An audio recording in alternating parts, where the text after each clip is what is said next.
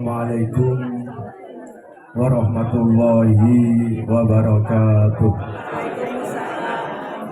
Bismillah, alhamdulillah, wa syukurillah, la hawla wa la quwwata illa billahil Bapak Ibu, sahabat-sahabat saya, teman-teman saya diberi kesempatan, terima kasih. Yang lain-lain saya ikut ya dulu. Langsung saja. Sebenarnya saya kurang tertarik untuk berbicara di depan karena soundnya saya anggap untuk telinga saya ini nggak memenuhi syarat ini soundnya ini ya saya kurang tertarik karena soundnya itu nggak memenuhi syarat. Coba saya tertarik ke teman-teman saja lah gitu ya gitu. Kalau soundnya saya nggak tertarik lah ya. Karena nggak jelas soundnya ini ya. Tadi sudah saya panggil yang bagian sound katanya mixernya kecil sehingga ini nggak bisa dibesarkan. Sudah. Ayo pengajian RT. Tapi sudah ada Pak Son kok. Kalau Pak Son suaranya udah di son. Kayak son bisa dari kemarin. Bapak Ibu atau teman-teman majalah gitu ya yang kami sayangi. Alhamdulillah, marilah kita bersyukur kepada Allah karena pada saat ini kita masih diberi usia yang panjang. Sahabat kita sudah banyak yang mendahului kita. Bersyukur kita itu masih diberi umur panjang dan masih istiqomah, itu yang penting itu. Ya itu masih istiqomah beribadah dan sebagainya, insya Allah begitu. Jadi diberi panjang umur dan tetap istiqomah beribadah, itu yang kita harapkan seperti itu. Dan yang terakhir kita harapkan mudah-mudahan kita dipanggil oleh Allah nanti dapat husnul khotimah, itu penting sekali.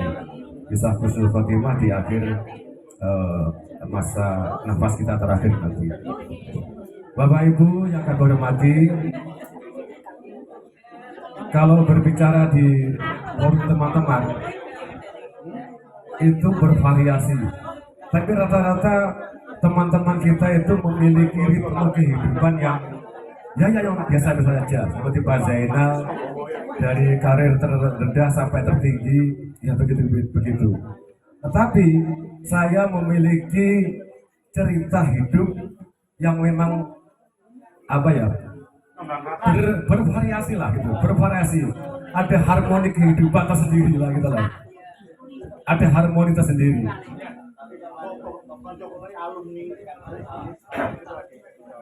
Terima kasih. Terima kasih.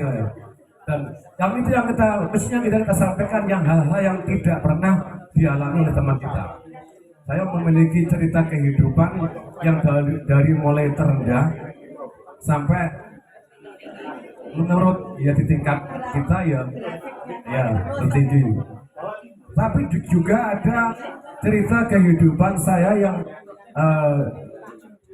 sangat dihormati dan sangat dicemooh juga ada. Nah itu cerita kehidupan.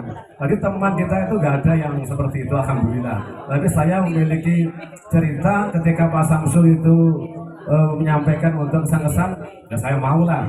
Ini untuk bagi-bagi kehidupan, cerita kehidupan itulah itu. Dan mau saja. Walaupun mungkin yang lain menganggap itu tidak baik, tetapi bagi saya baik. Baik bagi saya. Karena bisa merubah kita kembali untuk menata kehidupan kita, yaitu untuk menata kembali, untuk mereformasi pola hidup kita. Bukan dulu saya jelek dari baik, bukan. Ya alhamdulillah masih ritmenya seperti kita dari PGA lah, gitu. Tapi karena lingkungan dan sebagainya sehingga terbawa oleh suatu cerita kehidupan. Bapak Ibu yang menghormati, untuk tadi saya diminta untuk mengusulkan oleh protokol bagaimana kalau dibentuk semacam kepengurusan, saya setuju lah. Dia nanti ada tanggung jawab untuk untuk tahun 2027 nanti siapa yang bertanggung jawab, siapa yang dipatah atau disambati, siapa yang harus ada. Bapak Ibu yang menghormati atau rekan-rekan, sahabat-sahabat, cerita saya yang paling tidak disukai orang aja. Tadi saya sampaikan, saya memiliki cerita yang sangat dihormati dan saya memiliki cerita kehidupan yang sangat tidak dihormati. Nah, saya pernah masuk penjara itu selama hampir 4 tahun. Ya, nggak kerungu. Oh, gaya ini nggak kerungu. Ya. Nah, Sing krungu anak buahmu tok. Aku gak termasuk anak buahmu, sorry. enggak, itu cerita Apa-apa, berulang. ya. Itu baik. Ben gak ditiru, wis Ya, tak gak iso niru ya, itu arek. baik. Pensiun. Itu harus baik dijelaskan. Karena apa? Saya mengalami cerita itu merupakan hal yang sangat berkesan bagi saya. Karena hidup di mana saja itu sangat bernilai. Ketika bapak-bapak sebagai seorang pendidik baik, sebagai seorang petani baik, apapun baik, dan dinikmati saja. Saya juga begitu. Ketika saya dihormati, ya saya nikmati. Ketika saya dicemooh, di penjara, juga saya nikmati.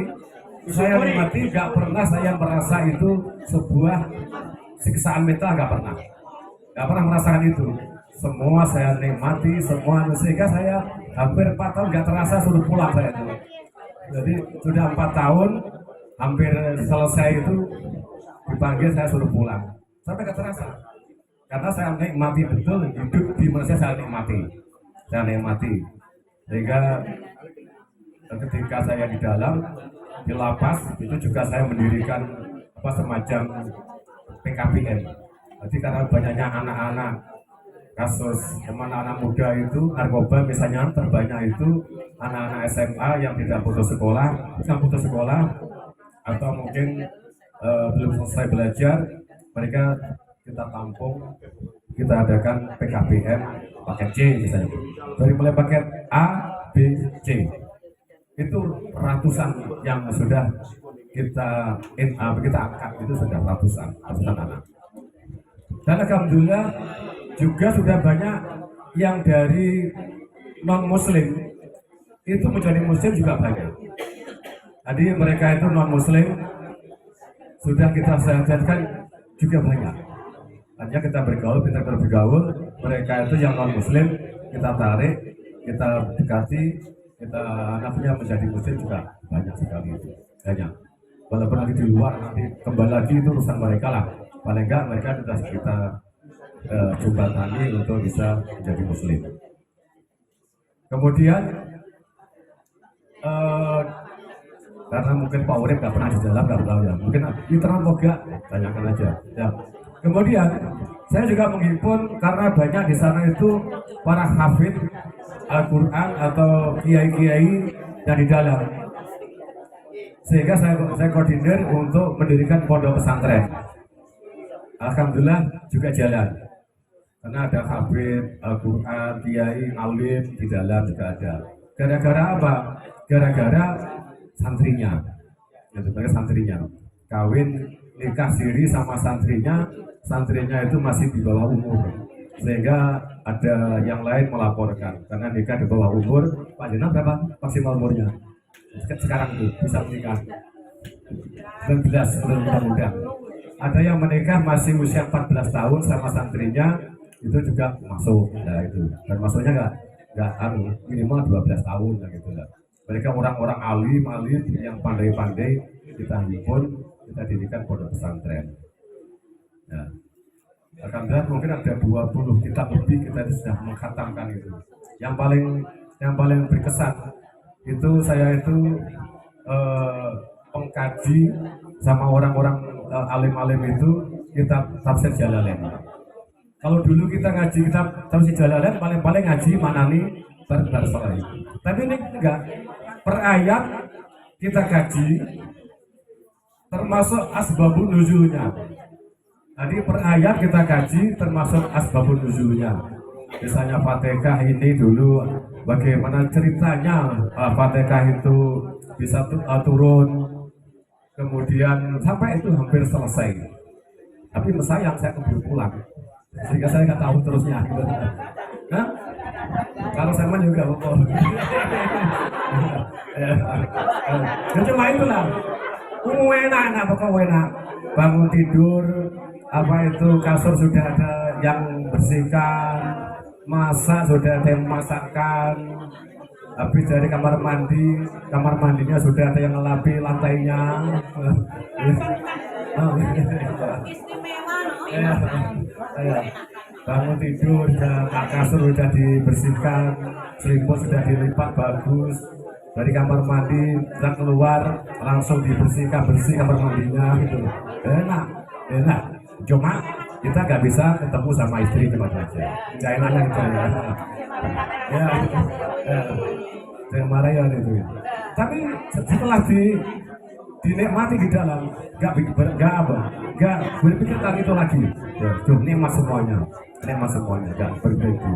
Nah, saya sampaikan 4 tahun saya hampir nggak terasa itu 4 tahun, gitu. Nikmat sekali. Ya. Kemudian mungkin itu aja lah, karena ini kurang malu ya, mungkin kalau bisa bagus itu ya enak itu.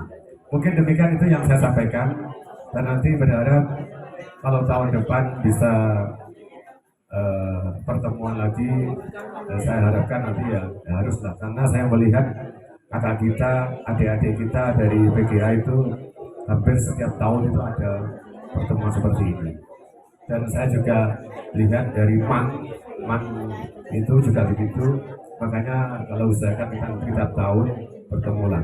Tapi kalau nanti Pak Ketua, yang siapa yang terpilih nanti sebar nata bagaimana, apakah pertemuan itu caranya ada teman-teman bisa ringan semua, karena variasi juga berbeda, bisa hadir semua dengan tidak memberatkan, bagaimana ya itulah maksud saya, ini supaya ditata sebaik-baiknya.